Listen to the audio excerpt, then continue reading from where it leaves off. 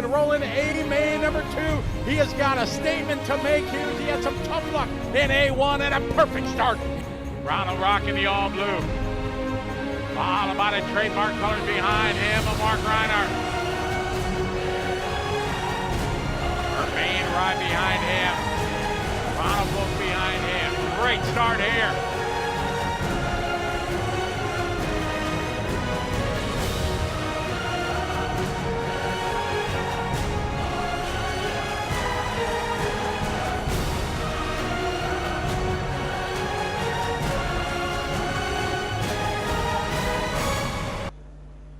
Hello everybody and welcome to our presentation video of the all-new Mugen Seiki MTC-3 touring car, which we have here on the table. It's a pre-production car which Søren Sparbier used to win 2 ETS races and also the famous TITC race in Bangkok, Thailand, where he won the 13.5 stock open brushless class. Ronald, the car here on the table, it looks fantastic. It's a brand new car. What will the customers see from the old MTC-2R in this car kit? The transmission is basically the same as the MTC-2R. The diff, the spool, the center pulley stayed the same. The drive shafts and the front and rear drive shafts are the same as well. They're just the different bearings inside the hubs. Otherwise, the battery holder and the 50-gram shorty battery weight and certain turnbuckles are the same, but that's basically it. Yeah, it's not a lot, I would say. It's not a lot. The car looks completely different, so Robert has done a good job, I think.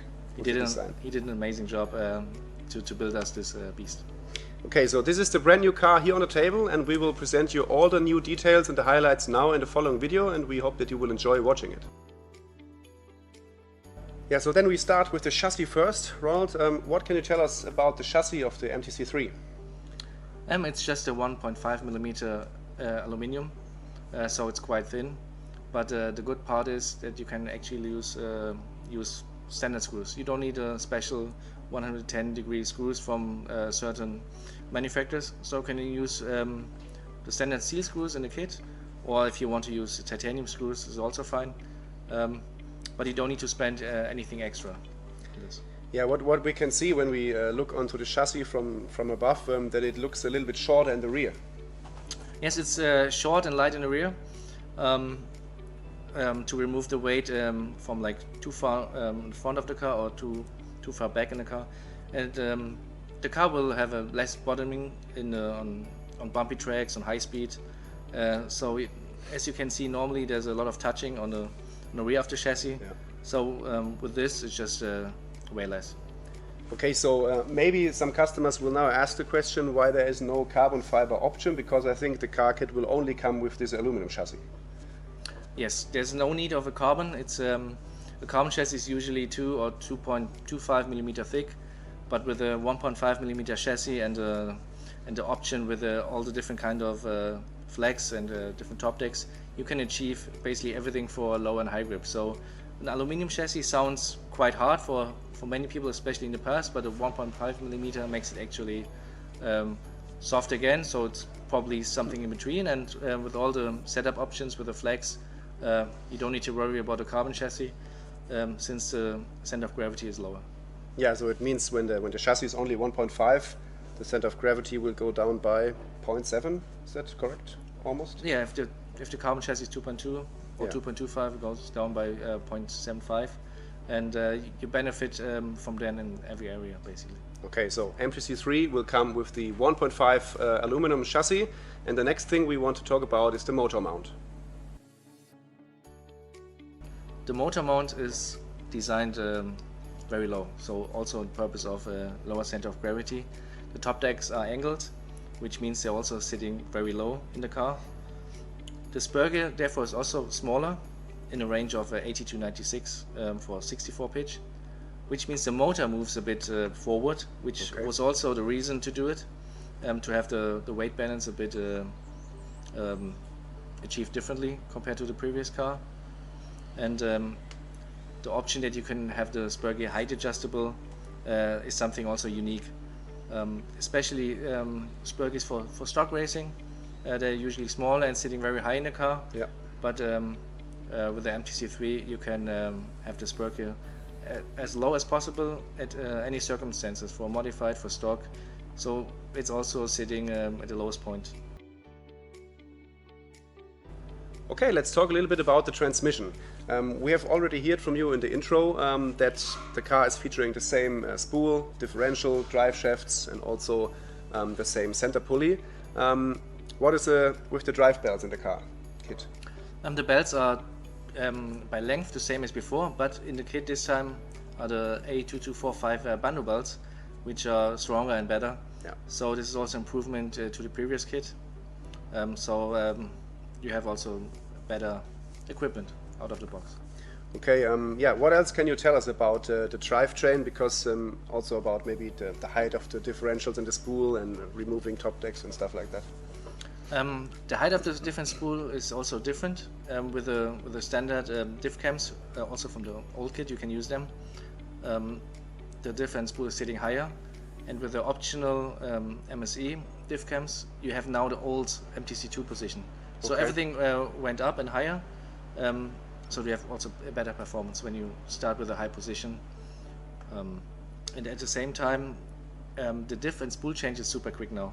If you remove the top decks and the spool, you get the diff out easily, while the upper arms in front and rear, they are always attached on the car. They will never fall out when you change your spool or diff, which you will see later on. So that means that it's quite more easy to work on the car, changing diffs and spools. That sounds like a good improvement. And yeah, as we said before, we will show the upper arm stuff later during the video. These were some very interesting topics about the transmission. When we are looking onto the suspension of the MTC3, what can you tell us about the new components suspension-wise? The lower arms are more durable. They're also newly designed. And the upper arms have a nice feature. You can adjust by height with opening the screws on the side, which is super quick and easy to make a roll center or camber gain change. And you can easily read it on the print on the bulkheads. Yeah. To adjust a certain height position on every part of the car, front, rear. Or you can make anti-dive or something. And this is something which is brand new. I think no one else has this. And at the same time, this means the diff and spool won't be affected to remove it out of the car, as this was a problem in general that you have to spend more time than necessary. So you can change the height of the inner camber links more quick, and you don't need to work with all these small shims anymore, because you just can move it upwards and downwards to a position you like. Exactly. There's no more shims for the upper arms on the inside. Yeah, that sounds really cool. Which is which definitely sound crazy, and it's making that part to work on very easy. Yeah, another thing I noticed when I look on the car is the new position of the anti-roll bar. It looks very flat on the chassis. It's as low as it could be. It doesn't touch on the ground, but it's mounted at the lowest possible position. This means the belts in front and rear run over the sway bar, and if you want to change a belt, you don't need to take out the sway bar as you have to do it with the MTC2. So this is also a great benefit of working quick on the car. Yeah, so this is all about the new suspension, which sounds like it's very easy to work on the new car when you have to change your suspension settings. Okay, so when I look onto the shocks here installed in the car, I can notice that they are very, very, very short, and that the position has also moved a little bit more to the center of the car. Yeah, they're maximum short, I would say. Yeah. You have also linear and progressive springs, like with the previous kits. But at this moment, there's also only possible to run Mugen springs. There's nothing shorter on the market. I think it's 50mm or less now. And this makes also a new look to have it very short under the upper arms. Yeah, and I also can see some laser engravements here on the upper shock holders. Is it for adjusting something? Yeah, there's also a quick adjustment on the shock position on top. You don't use shims as well, as the same as on the upper arms. Okay. You open a M2 screw and you can slide up and down. You have two different holes and you have a range of 6 millimeters. So you definitely find the right shock position very quick. Okay, this is another highlight where you don't need shims anymore, the same as on the upper arms. So yeah, it sounds like it's very easy to work on these shock position settings then. What about the shock towers, Ronald? They are also still active, or? Yeah, as with the MTC-3R, the shock towers they can be active or fixed. So you have the option with one screw to have it active, or with two screws to have it fixed. Everything is within the kit, and they are this time mounted directly to the bulkhead, so you don't have to worry about an extra screw in the chassis. Okay. And also for the shock position, I didn't mention this. There's a print on the shock tower, on the shock holder, Okay. Where you can easily see the height of it. Okay, so all new shock package, super low shocks, very short springs, and yeah, very good range of adjustments here with the shock package on the new MTC-3 touring car. The steering of the car is also brand new. I can see the single unit in the center with a single bell crank steering arm and also a very tiny servo mount. Yes, this is also a new steering unit. You can still adjust the Ackermann in two positions, forward and rearwards. Also there's an optional steering arm, which we can talk later about. And there's no servo horn included, but I recommend the servo horn length about 15 or 16 millimeters. The manual also says 17, so I think I wouldn't go higher than 17 because the car is really, with a low center of gravity, reacts quite quick. Okay. And there's no need of having a high servo horn because with a lower servo horn you can be also even more precise. And there's something also I noticed feels really great on the track. So another thing I can notice when I look on the car here on the table is that the body posts, they seem to have a different position now. Yes, the body posts are far more to the outside and front and rear of the car.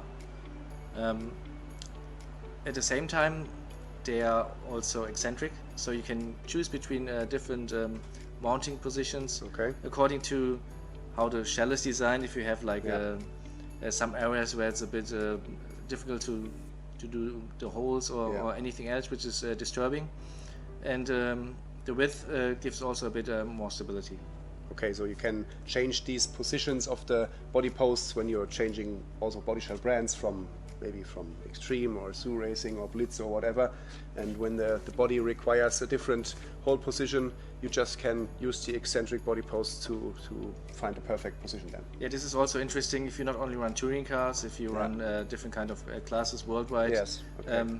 And there are many shells out there, so you can try to maximize what is suitable for certain body shells. Yeah, and in general there are 3 different versions in the kit to mount the body shell, especially in the rear. Yes, there are 3 different versions in the rear.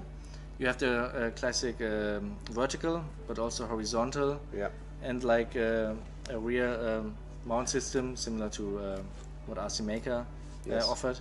So you have 3 different in the kit, so you can basically find what you prefer the most. Okay. If you like, for example, the rear wing mount, you can get there multiple for your body shells if you do like it. Yeah. But also vertical or the horizontal position is possible, and it's also eccentric with a few millimeter of a gap where you can play when you have again certain body shells which need a bit more clearance. Yeah, that sounds like a pretty cool package when you have all these different things already in the car kit, so you can use it to fine-tune the car perfectly and to use all the different body shells, not only touring car, also GT bodies and maybe LMH bodies, everything which is in style around the globe right now. What I can see from the old MTC-3R are these 2 plastic parts here in the center of the car, these old body stoppers. Yes, our previous body stoppers are now body support, and the body support is there to to have the especially thin body shells a bit more stable and high speed or windy track conditions, and usually this is an option part.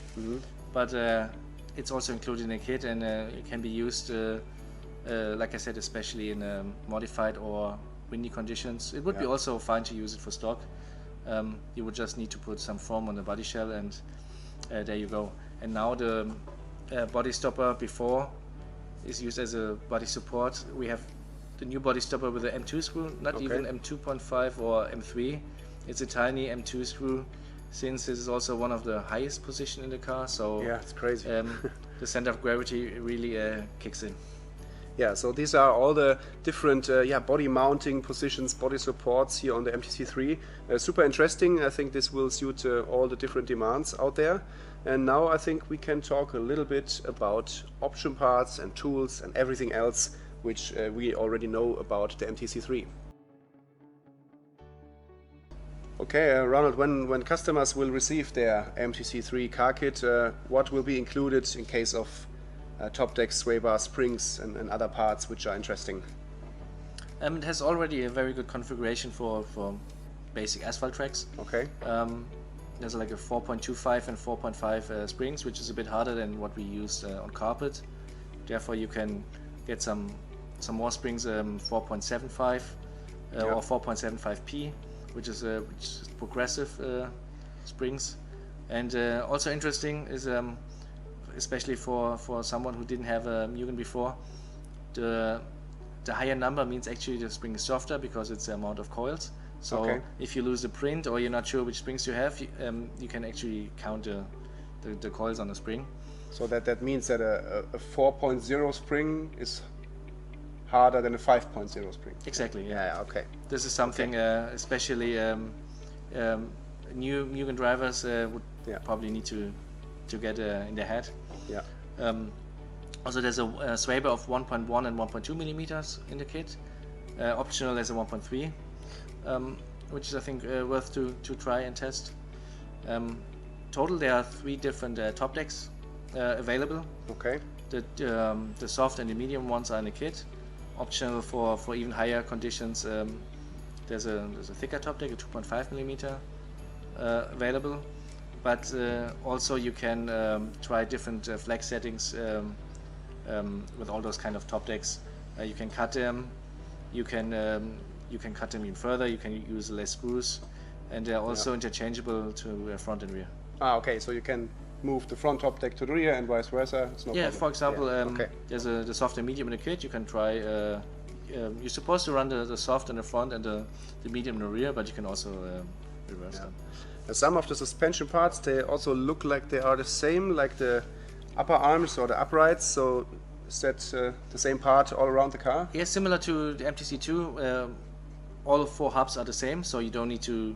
If you want to get some spare, you don't have to get hubs from the certain area of the car. Yeah. You can put them in all 4 areas, and also the upper arms are identical, identical parts, front and rear.